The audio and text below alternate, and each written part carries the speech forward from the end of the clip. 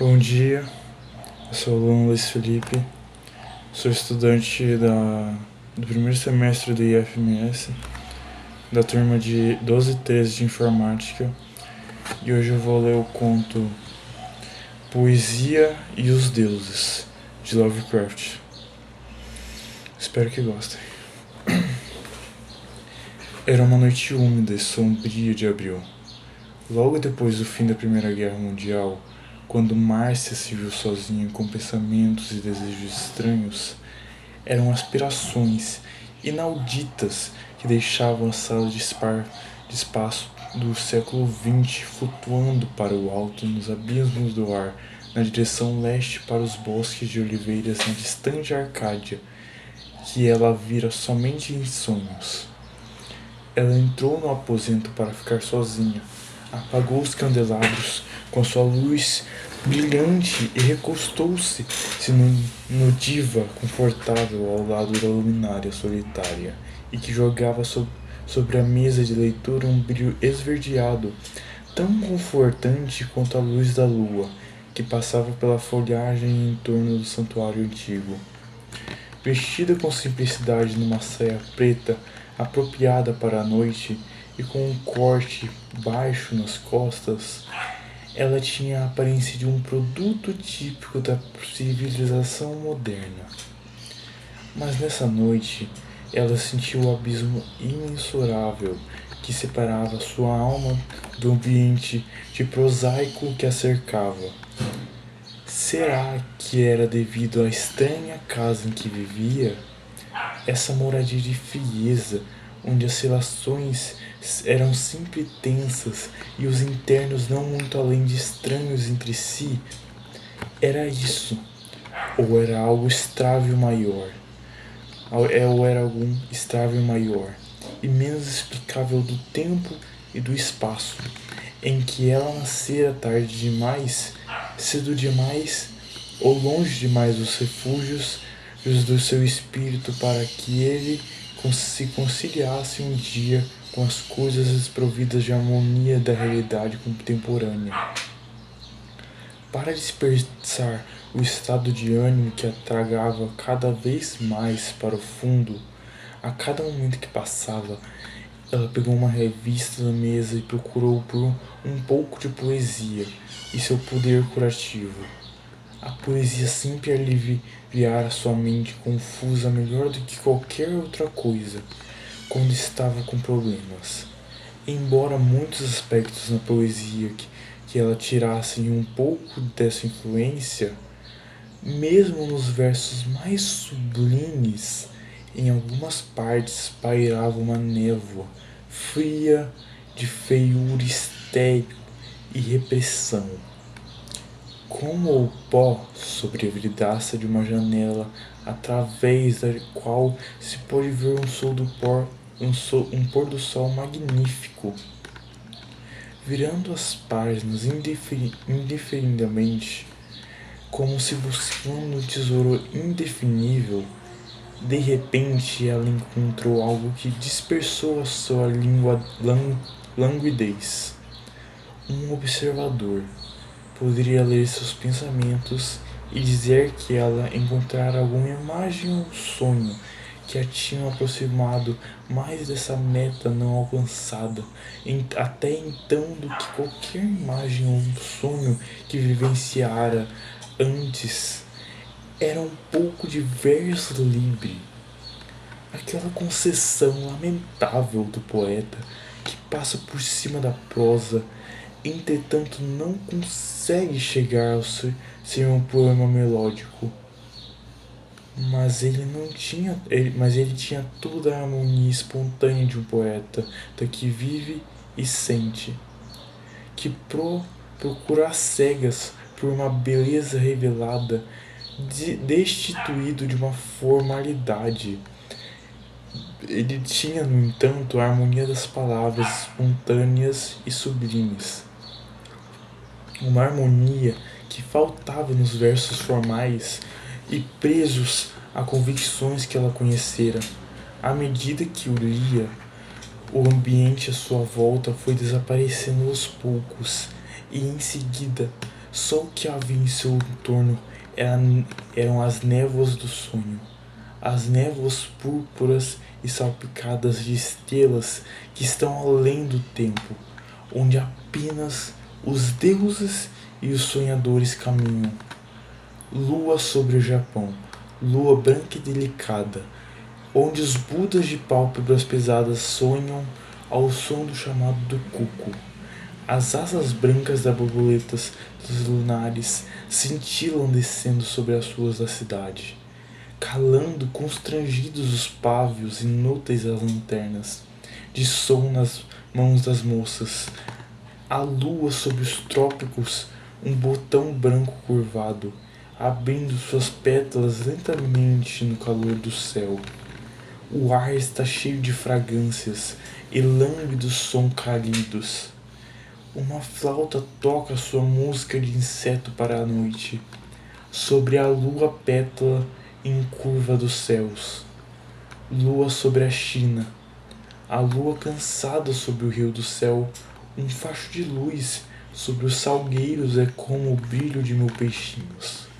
Através de cardumes escuros, as lajes em sepulturas e templos em ruínas cintilam como pequenas ondas.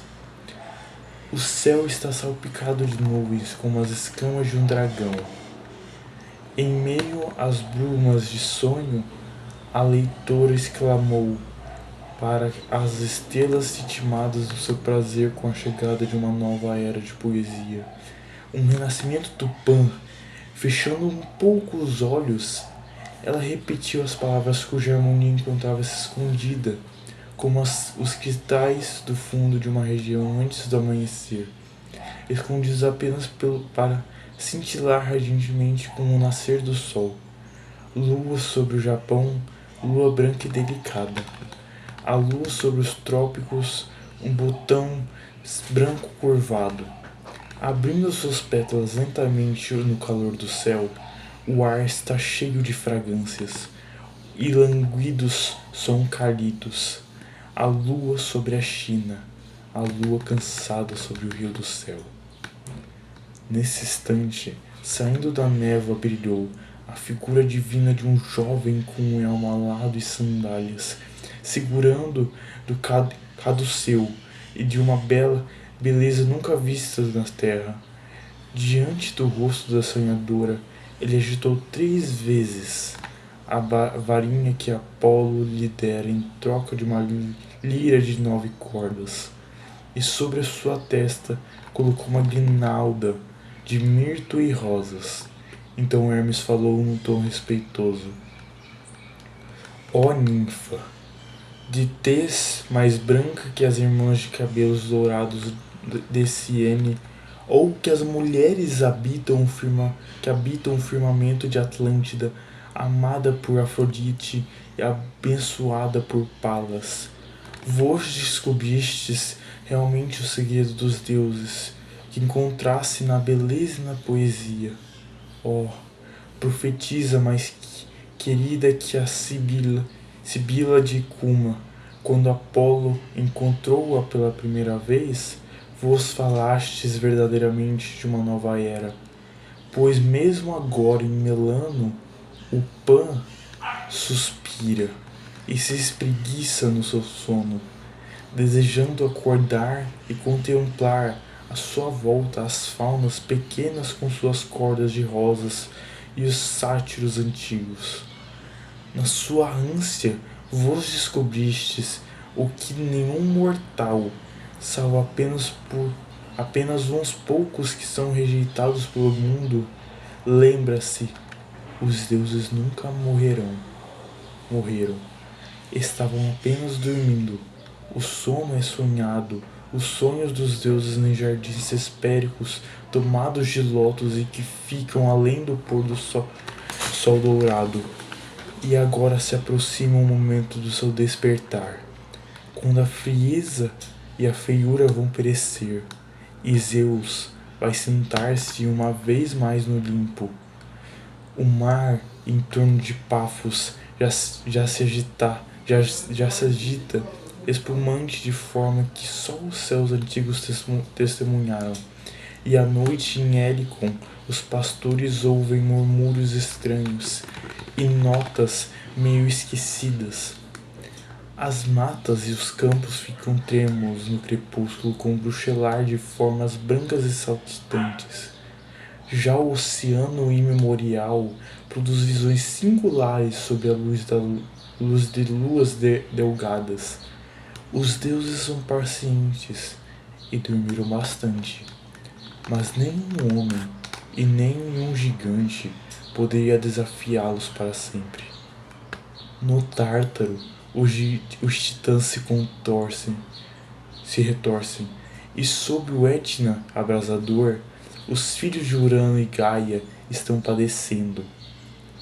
O dia que o homem terá de responder por séculos de negação está para nascer. Mas os deuses tornaram-se mais dóceis no sono e não vão jogá-los no abismo feito para os incrédulos. Em vez disso, a sua vingança vai punir a escuridão, a mentira e a feiura que viraram a cabeça do homem. E sob a influência desse Saturno com barba, ao sacrificar-se diante dele, os mortais vão viver em meio à beleza e o prazer uma vez mais. Essa noite eles saberão dos privilégios concedidos pelos deuses e vão contemplar no Parnaso aqueles sonhos que os deuses enviaram através das eras para a terra para mostrar que eles não estão mortos, pois os poetas são os sonhos dos deuses, e em cada um e em todas as eras alguém entoou, sem saber, a mensagem e a promessa do jardim de lótus que ficam além do pôr do sol. Então Hermes carregou a donzela sonhadora céu afora nos seus braços.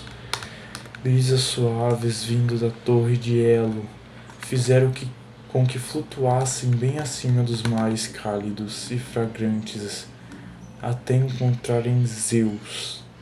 De repente, em plena corte no Parnaso de duas cabeças, estava em seu trono dourado, flanqueado por Apolo e as musas do seu lado direito, e por Dionísio com a sua coroa de eras, e Baco com as faces rubras de prazer do seu lado esquerdo. Márcia nunca vira tanto esplendor em sua vida, seja acordada ou em sonhos. Mas esse fulgor não lhe faz mal. Como faria o fulgor do Olimpo nas alturas? Pois, nessa corte, Menor, o pai dos deuses, havia moderado as suas glórias para a visão dos mortais. Diante da entrada da caverna da Corícia, ornamentada por uma coroa de louros, sentava-se numa fileira 6 figuras nobres com aspectos de mortais, mas com semblantes de deuses. Essa sonhadora reconheceu das imagens que já havia contemplado, e sabia que ninguém mais do que o divino Meônio, o diabólico Dante, o mais do que mortal Shakespeare, o explorador do caos Milton e o cosmo Goethe e o adorador de musas Quiates. Esses eram os mensageiros que os deuses haviam enviado para dizer aos homens que o Pan não havia desaparecido, mas que estava apenas dormindo, pois é na poesia que os deuses falam com homens. Então falou Júpiter tonante, ó filha, pois sendo uma da minha infinita linhagem, vós sois de fato minha filha.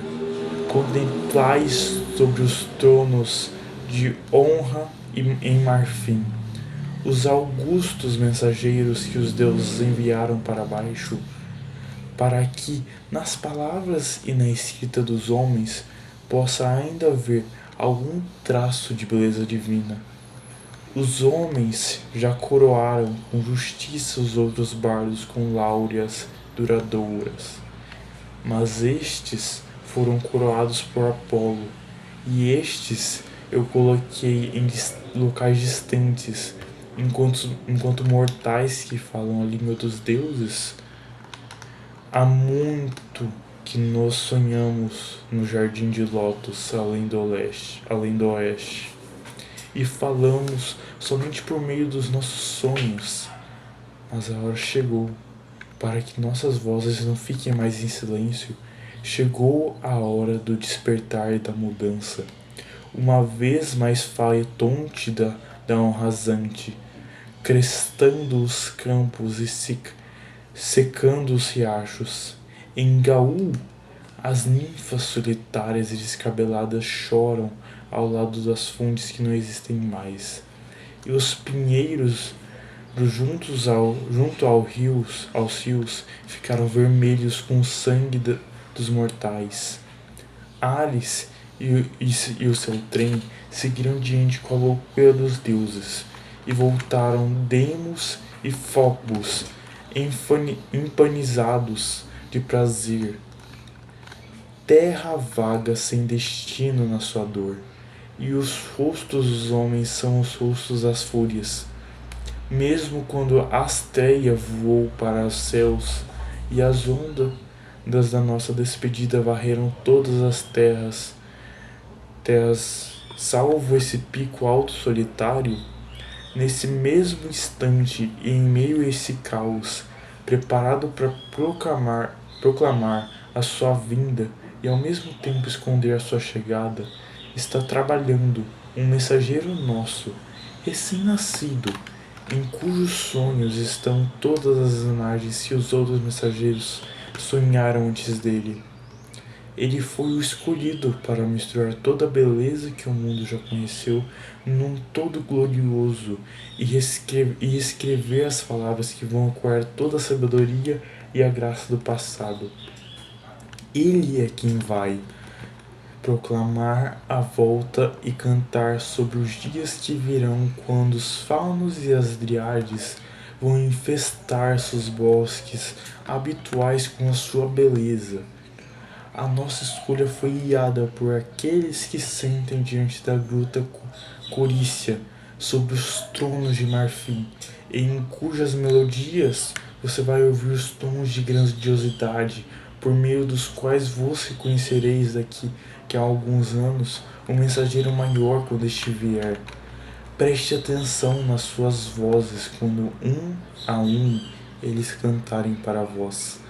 Cada nota ouvireis novamente na poesia que está por vir, a poesia que trará paz e o prazer para a vossa alma.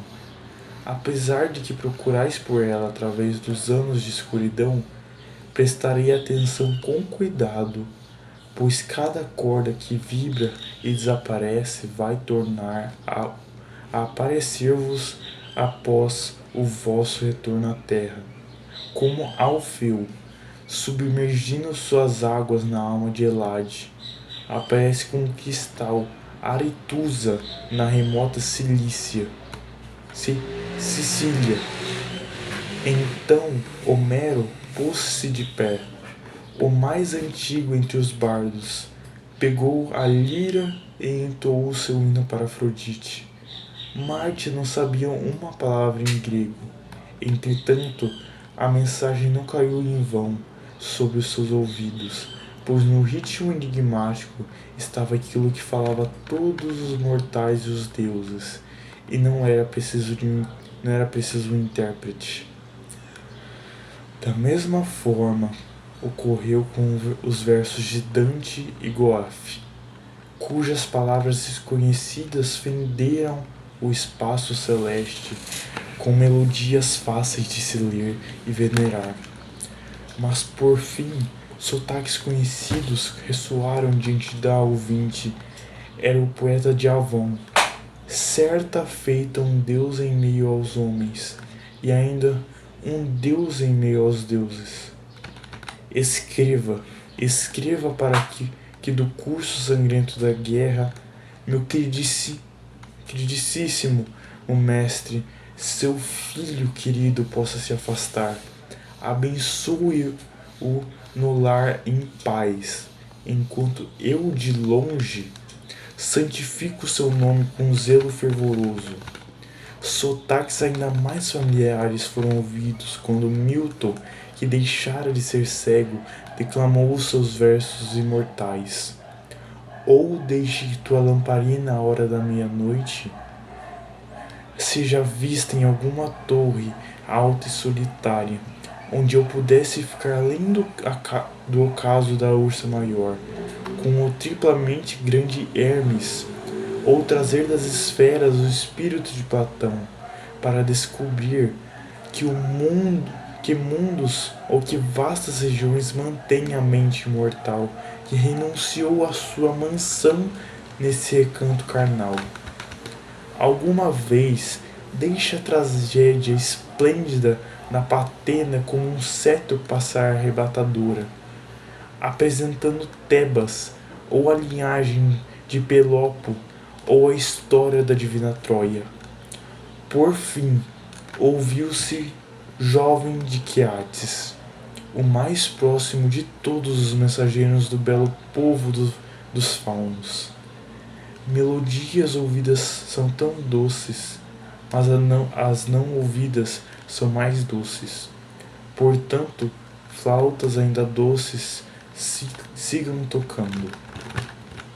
Quando a idade avançada essa geração descartar, vos ficareis, em meio a outros infortúnios do que os nossos, um amigo para o homem, a quem vos dizeis: beleza é verdade, verdade e beleza. Isso é tudo que vós sabeis na terra e tudo que necessita saber. Quando o declamador parou, ouviu-se um ruído no vento que vinha do distante Egito, onde a aurora planteia a noite na beira do Nilo pelo seu menão assassinado. Aos pés de Júpiter tonante voou a deusa com seus dedos róseos e ajoelhando-se exclamou: Mestre, é chegada a hora de eu destrancar os portões do leste. Assim, Febo, passando a lira para Calliope e com sua noiva entre as musas, preparou-se para partir na direção do palácio do sol, adornado com suas joias e colunas, pois os corcéis já se impacientavam, atrelados à carruagem do dia.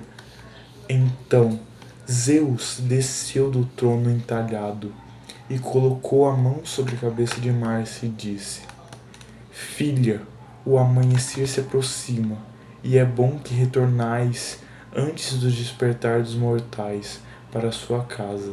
Não choreis com a escuridão da vossa vida, pois a sombra das crenças falsas logo deixará de existir, e os deuses caminharão de novo em meio aos homens. Procurai, então, incessantemente pelo nosso mensageiro, pois nele encontrareis a paz e o bem-estar.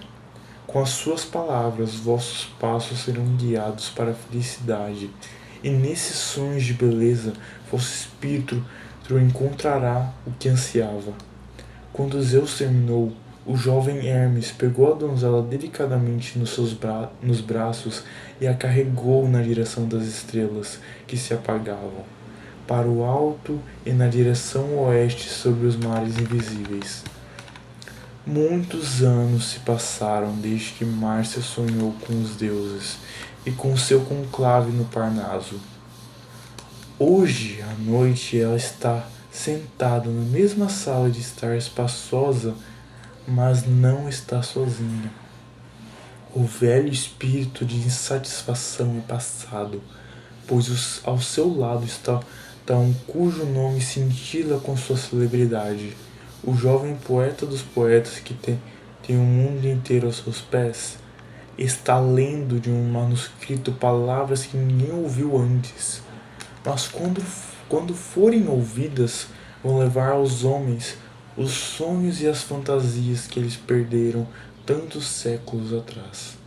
Quando Pá deitou-se para cochilar em Arcádia e os grandes deuses retiraram-se para dormir nos jardins de lótus, além das terras dos Espericos, nas cadências sutis e nas melodias escondidas do bardo, o espírito da donzela encontrara finalmente descanso, pois lá ecoavam as notas mais divinas do Orfeu Trácio, as notas que comoveram as próprias rochas e as árvores à margem de Hebreus.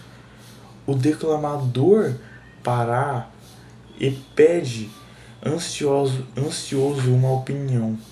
Mas o que Márcia pode dizer além de que seu estilo é talhado pelos deuses? E quando ela falou, sobrevieram novamente uma visão do Parnaso e o som distante de uma voz poderosa dizendo: com suas palavras, seus passos serão guiados para a felicidade, e nesses sonhos de beleza seu espírito encontrará o que ansiava. É isso. Esse é o conto. Ficou meio escuro agora, mas não tem problema. Muito obrigado por ouvir e boa noite.